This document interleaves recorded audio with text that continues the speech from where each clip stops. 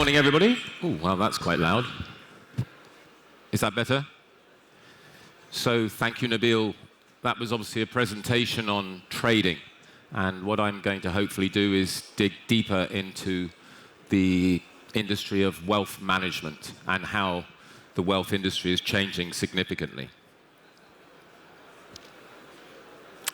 So, we all know about the advancements that the financial industry has made over the 20 years in terms of products, services, technology. I actually think that the wealth management business has actually underperformed. It has not followed that trend until recently.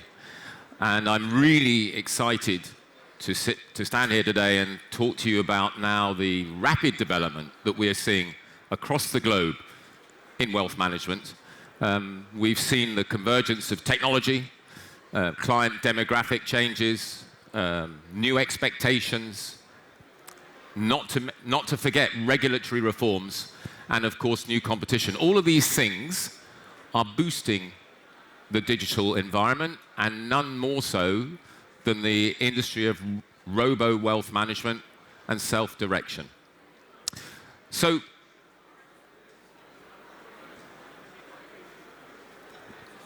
okay, why do I have the right to stand up here and talk to you about these trends? So I work for a company called Saxo, and we have been providing online and digital self-execution platforms for over 30 years. We are a European bank. We have SIFI status, meaning that we are recognized by Denmark as a financial institution too big to fail. We have 1.3 million direct clients. We provide over 80,000 products to those clients across 85 exchanges. We've got about 122 billion euros under management, and we handle about 200 million API requests daily. More interestingly, we power 150 banks and over 300 financial institutions, intermediaries. So we literally sit in the middle of this industry. As you'll see now, these are all the products that you can access through us, and these are the platforms that you can gain access. And one of the most important is the last one, the open API. And this embraces the world that we're moving to, where there is interconnectivity between so many different providers to provide you with the ultimate solution.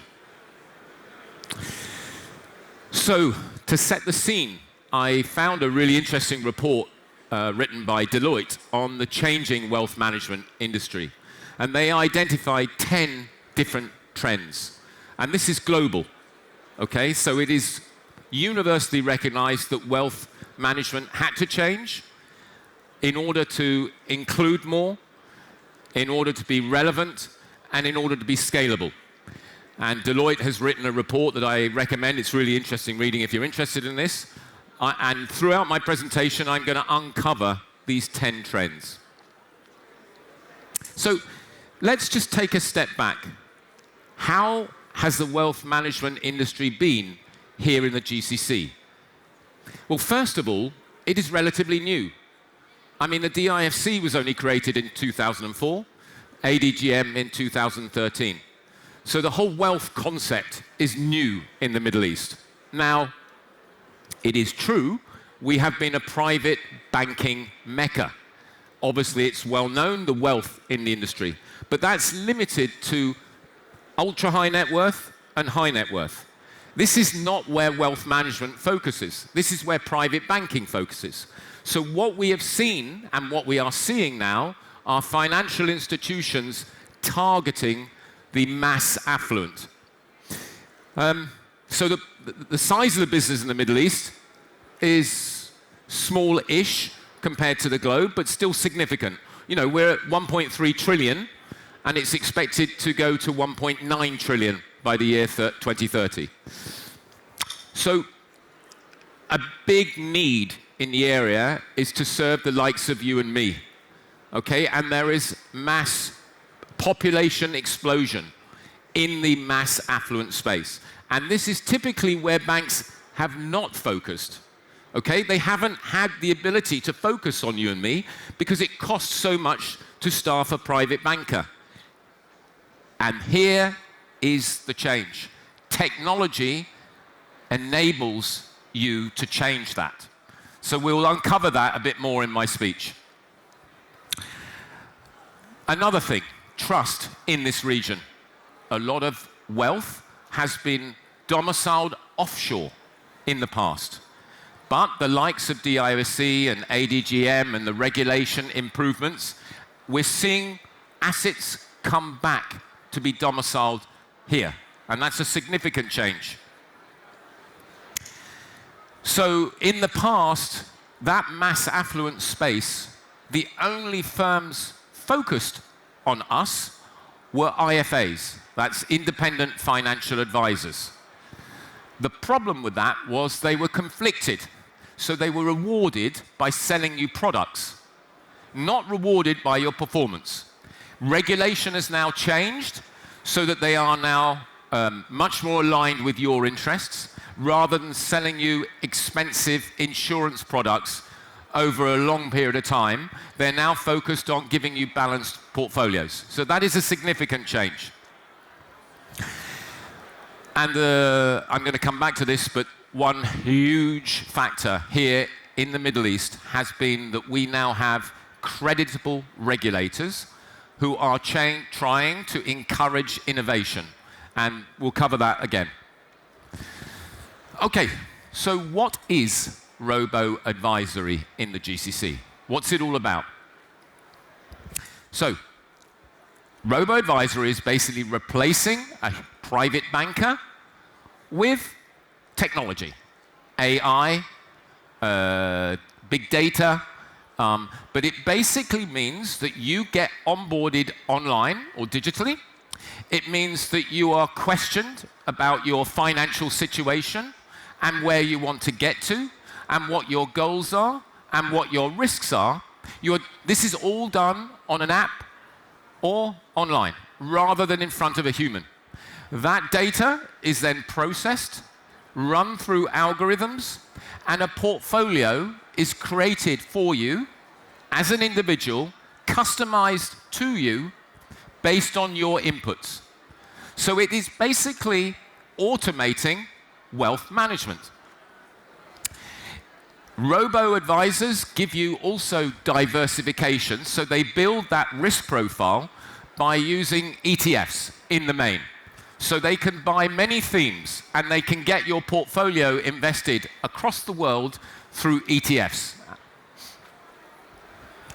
A huge benefit to you, apart from actually having wealth management now, which you didn't before, is the cost and the entry level to get this service. Before, you needed to have 5 million in the bank. Most of us don't have 5 million in the bank, right? It precludes us from the whole wealth industry. A robo, you can have $100 and they can create a portfolio. So the barrier to entry now is so much lower, number one. Number two, the costs they charge you. Typically, the wealth industry now works in a percentage of your portfolio value. Now you can get robo-advisors in the GCC for 0.5% a year. That's all you pay them. Hopefully, you return significantly higher than that, but you are paying 0.5%. Globally, they've even come down further, and it's down to 0.25 to 0.5%. So, availability, scalability, cost, and lower barrier to entry. This is where Robo is in the GCC. So, at the beginning, I mentioned there were two things that are changing the wealth industry. One, robo-advisory. Second, self-execution. If you think about it, they're kind of opposite of each other. Because a robo-advisor is you saying, let me tell you what I want to achieve, and then you work out a strategy for me. You build my portfolio for me. Self-execution is giving you access to make your own decisions. Conflicted, but Not really, if you think about it, because most of us, we don't necessarily want to give all of our eggs in one basket, right? We might want to have 75% of our portfolio managed by an expert, but leave me 25% to buy my things, you know, the things that I believe will work in the future. Maybe I'm interested in AI. Maybe I want to buy some AI stocks. Maybe I'm interested in women empowerment. Maybe all sorts of things. So generally, to offer a full wealth ecosystem, your wealth manager should give you both advisory and self-execution. So, how have we been doing here in the region? I think globally, we have seen a massive increase in robo-advisory assets. It still doesn't come even close to the traditional wealth management. It's not, the traditional wealth management is $159 trillion. The robo world is just hitting 2 trillion, but it's expected to grow at 30% a year up until 2030. Whereas the traditional wealth management, your human private banker, that's growing at roughly 9%. So it's a big difference. Robo is coming. Why? What has driven this shift? These are the things that I've noticed at Saxo. I've been running our partner institutional business since 2017. And the most significant event that led to a huge increase in demand for robo and online investment services, funny enough, was the pandemic. I know we've forgotten about that now. But back in those days of COVID, when we were all locked up, we had nothing to spend our money on, suddenly people started saying, I want to put my money to work. I want to get financial literate. I want to have access to trade, to invest. So this was, I think, a defining moment. And we noticed at Saxo 2020, we had more accounts opened in that year than any other year in our history. It was huge. Okay, other factors. Here in the region, a massive demographic shift. There is rising middle class, rising prosperity, younger people controlling and having money to invest, who demand digital solutions. Actually, the whole global wealth is shifting towards a younger population, and none more so than here. I don't need to say this, we all know. Tech advancement. This is a big enabler, and this is a big reason why there is a shift from banks to offer you robo-advice versus humans. And that's because the tech is available now, all sorts of tech. Competition, of course. Competition always drives change. And we are seeing new fintech firms entering the Middle East, encouraged by governments here and regulators. So that competition is spurring the traditional banks to wake up and smell the coffee. And we are seeing our partners, who are banks in this region, they are all now looking to offer the mass affluent wealth products, which never happened before. And we've also seen a demand for cultural and ethical investing. And AI in Robo allows that to be put into your portfolios. So these are kind of the main catalysts for the shift towards digital investing and wealth services. Okay, so this is the new investor. I just found this nice, I thought, relevant image. And I don't think there's any doubt. In fact, it was quoted in a Deloitte report. There are more older investment advisors leaving the business than ever before. Okay? So people who have money and people who are advising on money are becoming younger, and that young brain is wired in a different way. It is totally wired to, I want autonomy, I want control, I want value, I don't just trust someone that visits me in a suit. It's a totally new type of person. And this is the person, and this is the type of customer that will be suited towards everything I'm talking about. And these customers are growing and growing in percentage of population, especially here in the Middle East. Okay, so I've talked about all the great things and all the reasons to do it and all the benefits, but there are challenges, for sure, to this industry. Trust. I don't know. Let me just do a poll. How many of you would be prepared to put all your savings into a new fintech robo-advisor? All of your savings to an unknown new fintech startup. Hands up. How many of you would put all your savings? Holy moly. 1. So that's a very, very low. 2. Thank you, sir. Feel like I'm in an auction. Anyone? Anyone? No. So we've got 2 in the whole audience. I think that's quite representative, and that indicates a challenge for this new industry, especially for new institutions, which a lot of them are. So obviously, we still emotionally connect with bricks and mortar and human beings. It is changing, but there is still that connection. There is a big battle going on out there. It's called bank versus fintech. And this is a challenge for fintech, that trust. I'm going to show you in the next slide that there are fintechs here who've made it through the trust, and they're now trusted. But this is a challenge for new fintech firms, especially when it comes to taking your savings and you trusting them.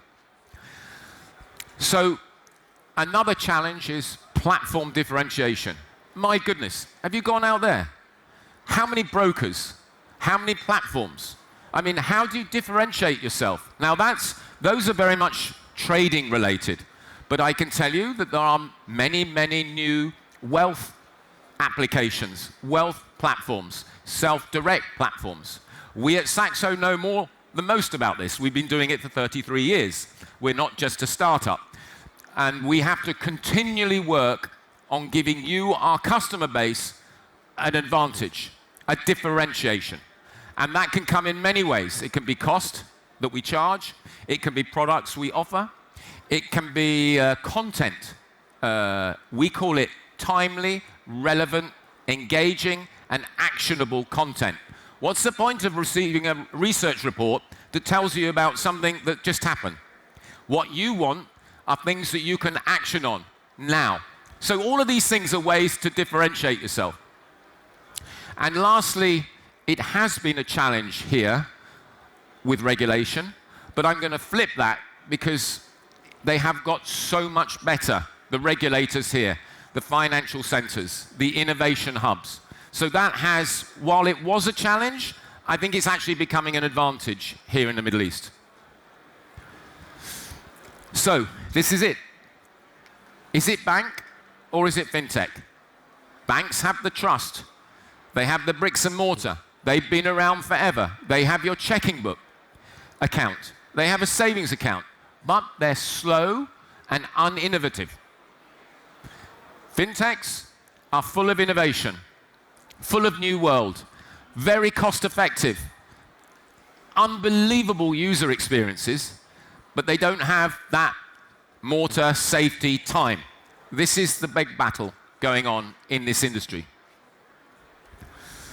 So, I said I would show you some actual robo-advisors that exist and robo-advisors that have broken through that trust problem. I mean, some of these are really big organizations. Vanguard, for example, is one of the biggest fund managers in the world. They manage trillions of assets. But they've bought a robo-advisor. Charles Schwab, I'm sure you're familiar with that name. Another big name who's bought a robo-advisor. Fidelity, are in this game. And Bank of America, through Merrill, are in this game. So those are the big global bank-owned. Now the independent firms. These are the guys that haven't relied on having a bank that's been around for hundreds of years. They've started as a fintech with an offering, and they are now managing billions of dollars. And the three biggest are Betterment, Wealthfront, and Nutmeg. This is globally. But I'm glad to say that we have some really innovative, amazing companies created here, right here in the UAE. Sarawak, Wahid, and SmartCrowd. Three fintechs, non-bank owned, who have got through some of that trust issue. They are now managing hundreds of millions of our dollars. And then we have those incumbent local banks. The ones that we know about. By the way, every bank here is trying to do what I'm talking about. They're doing it late, but I guess sometime is better than never. But anyway, the banks we know that have already made moves are ENBD, NBK, CBD, Al Raji in Saudi, and Gulf Bank. So this is not an exclusive. This is just who I know have actually a Robo advisory offering. So there is really good progress happening here for all of us. Okay. I don't know how I'm doing on time. So I've sort of rushed through. I've got 2 minutes. Okay, good. So it's about right. I've rushed through. There is a huge trend with a lot of detail and a lot of complexity in what I've been talking about. But my closing remarks would basically say, based on my experience being in the middle of this industry, that robo advisors and self-direct execution platforms are here to stay. There is no question in my mind about that. The one thing I don't know, which we just talked about, is whether it will be banks providing this, fintechs providing this, or a third. And I haven't talked about the third, which is the super apps. So they have even less knowledge about the financial industry than a fintech. But they have clients, and they have trust, and they are innovative. And so you could see an Etisalat competing in this space with their client base and their tech. So this is one unknown. I'm going to now encapsulate everything and tell you actually where we are today and where we will be for the next 10 years is not human and it's not machine. It's a hybrid. It's a combination. Most of us said we wouldn't give our money to a pure robo. But if there is a human as well, and that's where banks can scale and fintechs can change. So the future is hybrid. The future is a combination of human and machine. I'm being given the "you get off the stage now" sign. I hope you got something from this presentation. It's a fascinating subject if you want to build your wealth. Thank you.